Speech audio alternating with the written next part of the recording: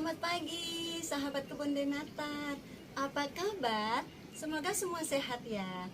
Video kali ini kita akan sama-sama belajar berkonsentrasi dengan pukulan polos. Yuk, mari.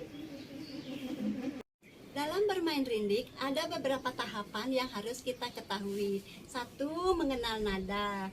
Kedua, dengan belajar memukul atau pukulan. Yang ketiga, tentang variasi atau kotekan. Jadi, pukulan polos adalah pukulan yang paling sederhana dalam belajar rindik bambu. Dengan belajar pukulan polos, kita bisa lebih berkonsentrasi.